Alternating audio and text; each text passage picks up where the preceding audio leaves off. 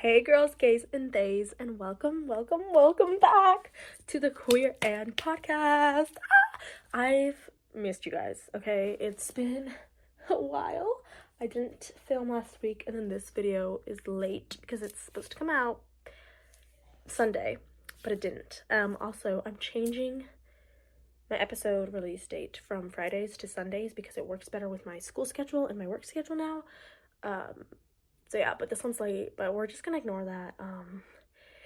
Starting next Sunday, it's gonna be consistent. I promise you guys. I have just been trying to navigate my 9 to 5 job as well as college, and it has been a shit show, clearly. And it was midterm week, so even more. It was just not great. It was really not great. But I don't want to get into that because I want to be present. I want to enjoy the time that we have together, okay? And today's episode is a great one, I think. It's one that I think needs to be talked about more, needs more recognition, and I don't know. I think it's also super educational. So, yeah. I feel like it might be a little bit shorter. It depends on how fast I go, and it depends on how off topic I go, because y'all know that when I talk, I tend to get sidetracked very, very easily and very, often. So, yeah, today's topic is going to be life beyond the gender binary, kind of ish. Mainly going to be talking about. Also, can you see that my hair is still pink? I'm sorry, the lighting is so bad that I hate it. I need to redye my hair. See, okay. Oh my god, I'm so sorry. Yeah, so life beyond the gender binary. With this, I'm gonna be talking about, I guess, some of the more basic stuff, and then, all of that, and then I'm gonna be talking more about, research and, the future of, the gender binary, and where I think we're gonna go with it, and how I think we should go with it, etc., etc., etc. Yeah. For today's video, I got a lot of my education from the internet, as I always do, research, etc., but also this brilliant book, called Beyond the Gender Binary. Beautiful. And I actually have probably a few quotes that I'm going to read from this that I just thought were relevant. They're super short. I think it's 50 pages. Pretty big font too. And it's just, I don't know. I loved it. And I thought, as I was reading it, I was like, oh my god, this is so true. This is so relevant and important. And I'm just so grateful that there are activists and, people who feel and live outside the gender binary who are willing to educate us and educate others. Yeah. So let's, I guess, begin. Let's start off with kind of some of the basics. Why I think that we need to start advocating for, a society without gender binary, is because I feel like it's time to get away from things that don't benefit a lot of people, and things that don't benefit minorities, and things that don't benefit, our general society, because, believe it or not, the gender binary doesn't really benefit anybody. It's just there because if you want to identify as a man or a woman because you feel like that, then go for it. But having that expectation of people and having it be a gender, a binary, this is just the expectation, this is just what it is, that's harmful.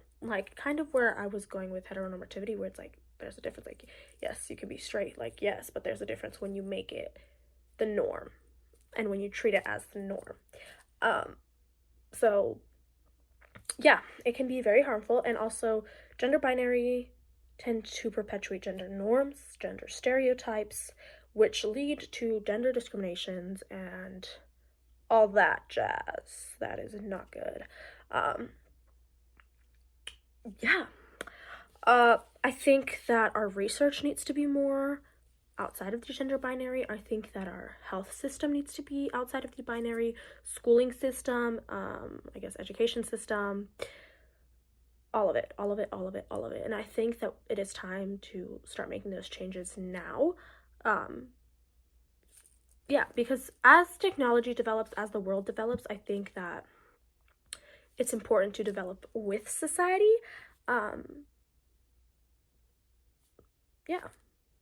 And I think that there are a lot of people who exist beyond and outside the gender binary who deserve access to proper healthcare, access to proper research, and etc. Because there's not a lot of research on, non-binary individuals, gender fluid individuals, people who identify outside of the gender binary.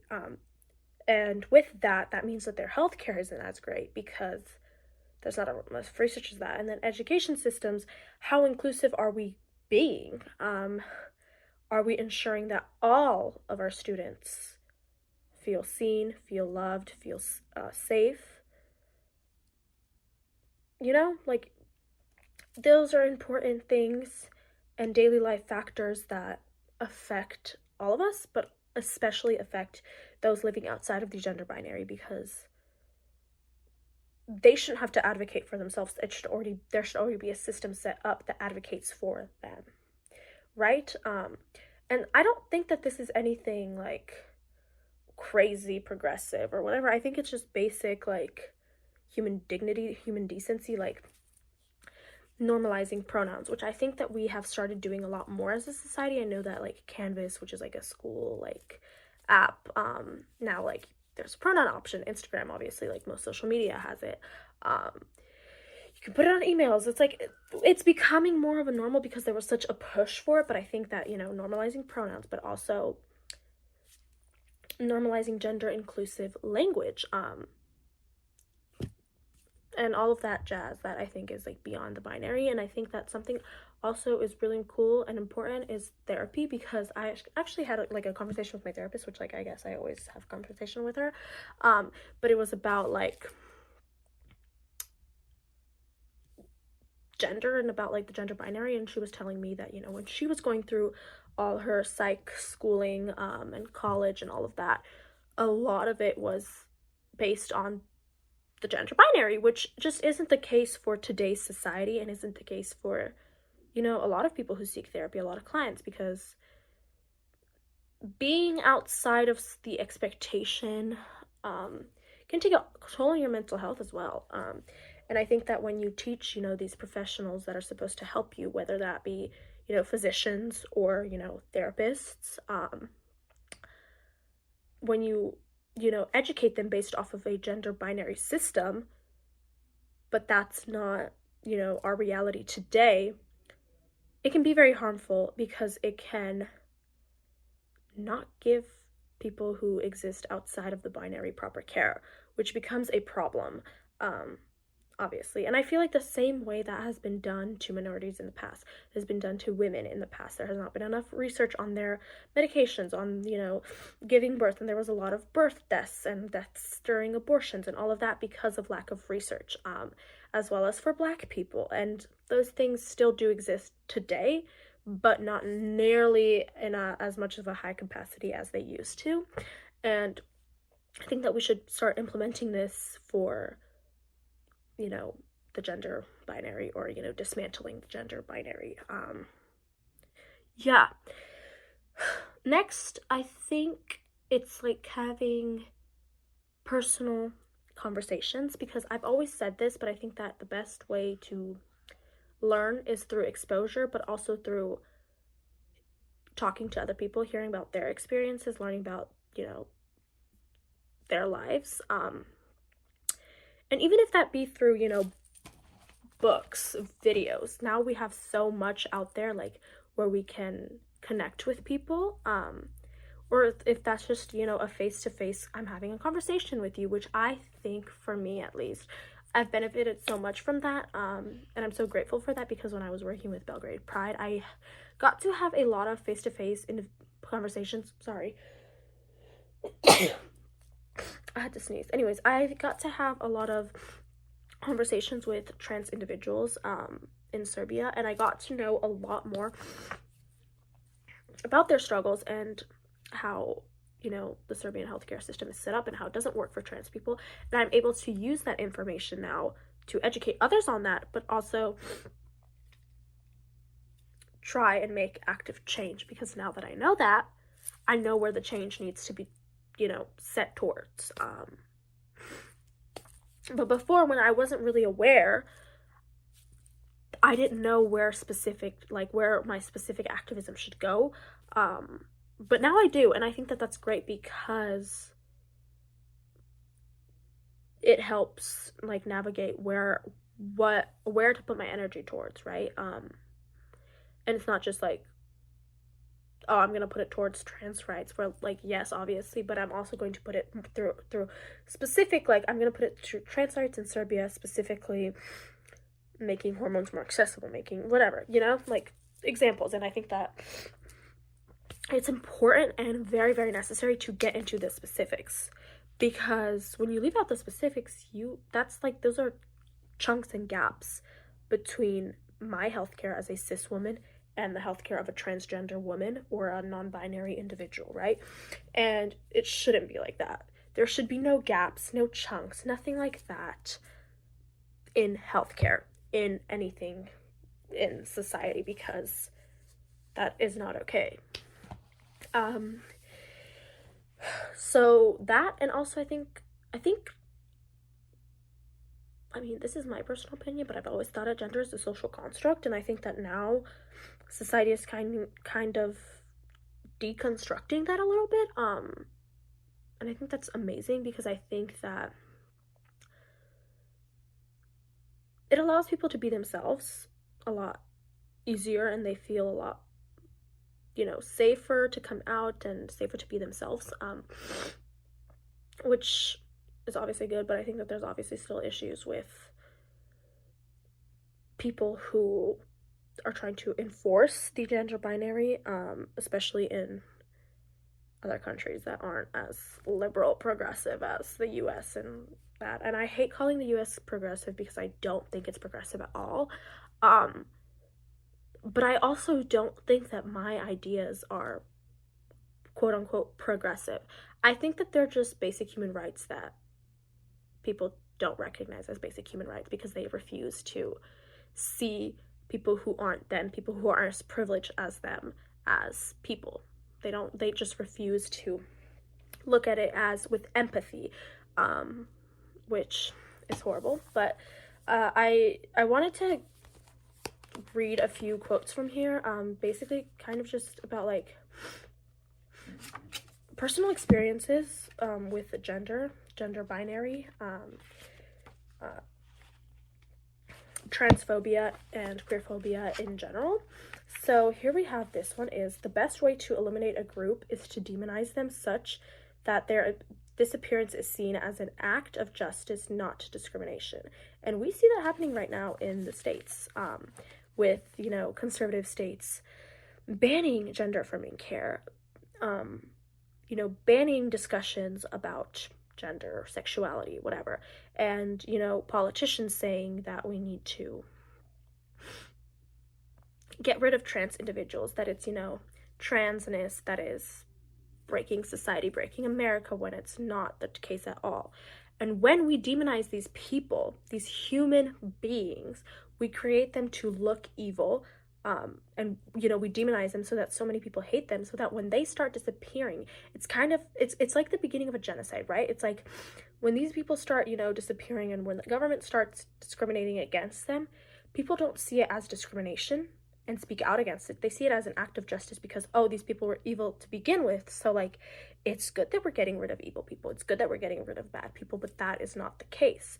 But it's so easy to do that, and there's so many tactics that politicians nowadays have to get to that point where they're going to demonize someone enough, or a group of people, you know, enough, so that when they do acts that target them, like ban gender affirming care, people aren't alarmed by it and say like, oh my god, no, you can't do that, like, that's discrimination. Instead, they're like, yeah, keep going, like, we need to do more to get rid of these people, they're horrible, right? And that can lead to a lot of horrendous endings, right? Like genocide, literal genocide. And that we've seen that with, we've seen that with many people before, but now we're seeing it with trans people specifically,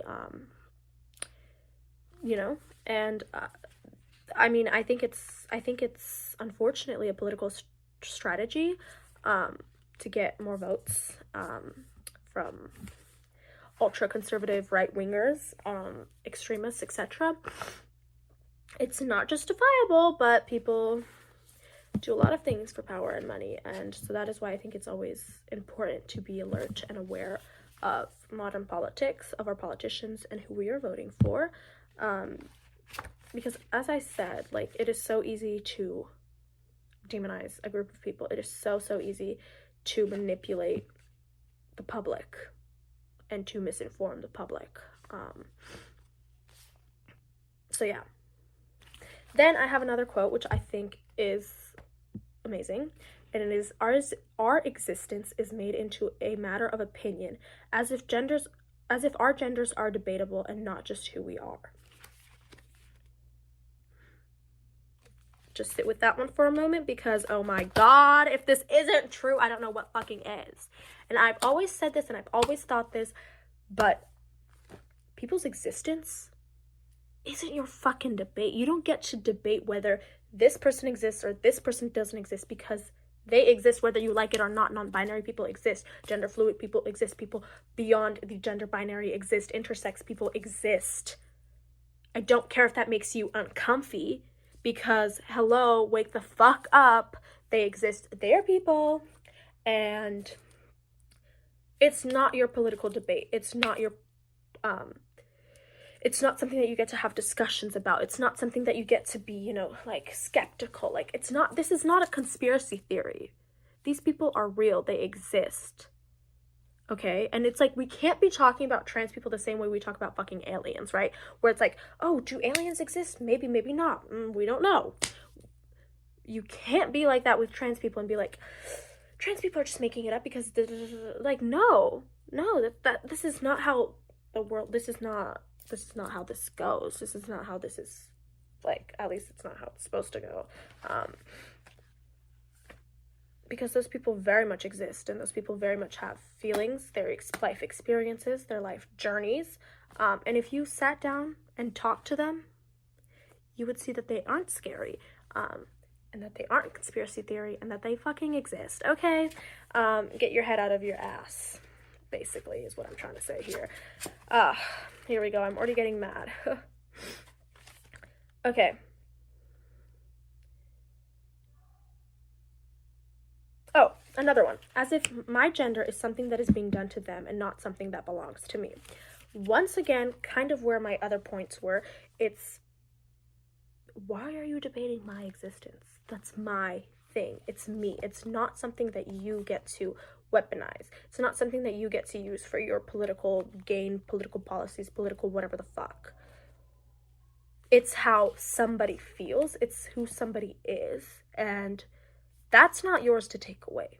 The same way, I don't fucking know, my pink hair, it's for me, right? It's not for anyone else. You don't have to like it, but you don't get to take that away from me. You don't get to use that for your political power and for your gain. It's mine, right? And that's how people feel about their gender identity, and I think that makes perfect fucking sense. Like, for me, like, me being a woman, that feels true to me, and that's not for someone else. Like, I'm not a woman for someone else. I need to sneeze again. Sorry, y'all, I'm like a little sick, so yeah, like, my womanhood is not for anybody else. It's for me. It's mine. It's my experience with womanhood. It's different than anyone else's experience with womanhood, because we are all different. Hello. But that's mine. That's not yours. That's not anyone else's, and it shouldn't be like that.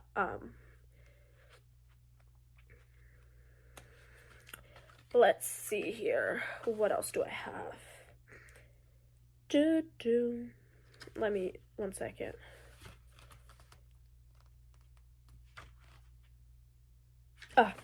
Here's one. It's a good one, y'all. It's a good one. The idea here was that if you were a boy who displayed even a hint of femininity, then you were gay. And if you were gay, then you were wrong. And if you were wrong, that meant they had the license to beat you up in the name of morality. Whew. Okay, so this, we get into, you know, morals, values. And to some, you know, degree, let me just break it down. But yeah, we get into morality, we get into moral values, moral grounds. If you know something is wrong, then you're gonna view, it's kind of going back to the whole, like, I was talking about, like, when you view trans people as bad, and then when you know their basic human rights are being taken away, you don't view it as something that's negative, you view it as something that's positive, right? Same thing here. I don't fucking know what example I could give, but like a bully, let's say. If you punch a bully, you don't really feel bad about it because that person was mean to you, that person was evil, that person was bad, right? And all of that. And so if you're in your mind, if the way you were taught, you know, it's like gay people equal bad, and you find out that somebody is gay and you don't know better, right? I'm just speaking from a perspective of if you don't know better. Obviously, I think that you should know better and you shouldn't do this because your actions have consequences, but let's just, you know, and you don't know. Sorry, my like phone glitched. Yeah, and you don't know better, right? So what you're gonna do is, oh, this is bad, so I have the right to beat them up. I have the right to harm them.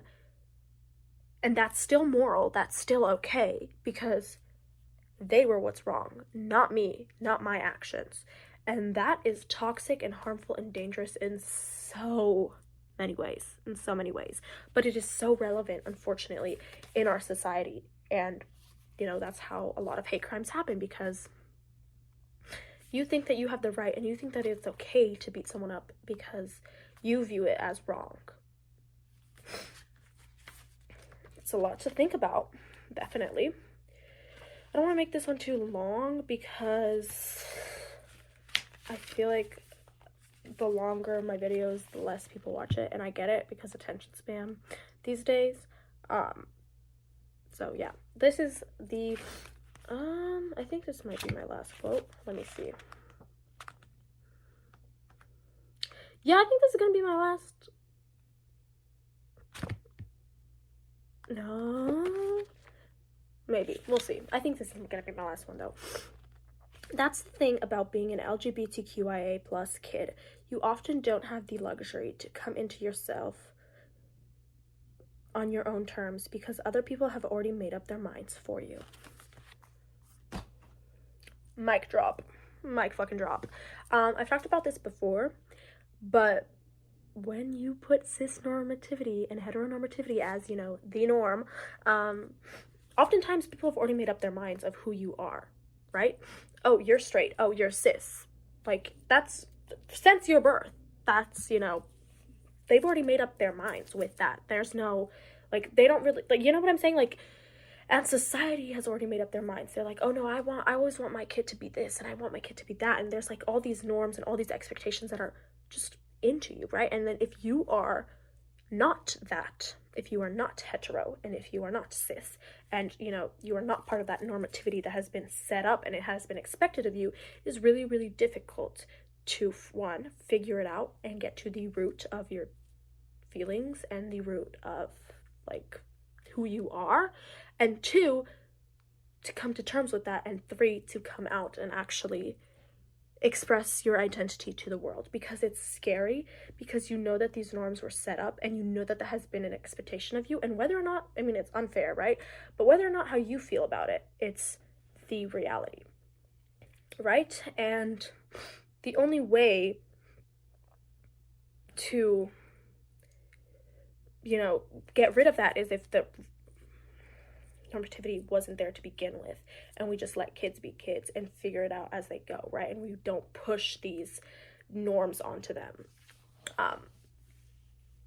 right? Then that would probably create a lot less issues for queer kids and also for any kids, right? Because putting even like cis people, like even like cis girls, like putting them into these boxes of you need to like makeup, you need to like pink, you need to like this and this and this because you're a girl and whatever. It's like even those norms, those are harmful too. Like it's all harmful, right? We're not just talking queer people here. We're not just talking to protect queer kids, right?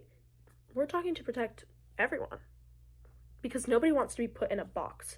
Nobody wants these expectations put on them that they don't want to fulfill, that they, you know, that's not who they are, that's not what they want in their lives, and that is okay, right? So yeah, I'm gonna wrap it up here. I'm trying to make my podcasts 30 minutes, 35 minutes max, because those are the ones that do the best. But in terms of the gender binary, I think that we're on like we there are small, very small steps, like probably snail steps, towards, you know, deconstructing the gender binary, but they are still steps, and I think that it is important to, you know, keep normalizing things such as pronouns, which I think that we have done a pretty good job at as a society, and like keep normalizing, you know, the idea of pronouns, gender inclusivity, and, you know, like gender inclusive language and etc., like feeling so that, you know, other people can feel included, not excluded. And also I just want to add one more thing, and I know I hate it because I'm like I keep thinking of things I need to add, but I'm like, I calm down, you can't make this too long.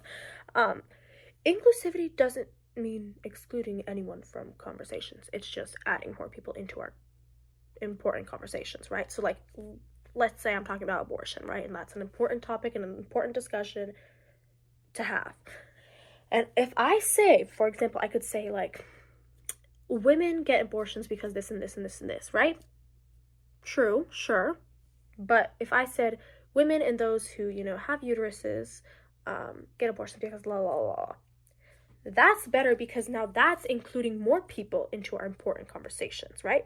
And let's say gynecology, right? That is often promoted as women's health, but it's not just women's health, right? Because not all people who go to a gynecologist are women, and not all women go to a gynecologist. You know what I'm saying? So let's start implementing these inclusive languages everywhere in the entire system, right? In the healthcare system, in the educational system, in all of these systems, because we want all of these spaces to be accessible and safe and welcoming to everyone. Because if it's not, then that's where we have a problem. That's where we have a disconnect, and that's where we have, you know, issues, because a lot of non-binary and trans people may feel uncomfortable to go into like a gynecologist, you know, and it's promoted as women's health, and everyone's, you know, because that's not who they are, that's not how they feel. And I think that you know, can create people to be uncomfortable and people to avoid going to places like that when it's absolutely necessary for your well-being and for your health, right? So implementing that everywhere helps people feel seen, helps people, you know, get the care that they need, get the resources that they need, and feel good doing it. You know, they don't have to feel uncomfortable the whole time. They don't have to, you know, have this whole build up and, you know, be super nervous about it and, you know, like all of this tension. That's not how it should be. You should just be able to go to the doctor because you need to go to the doctor. It's time for your physical. It's time for your checkup. You just go, get it over with.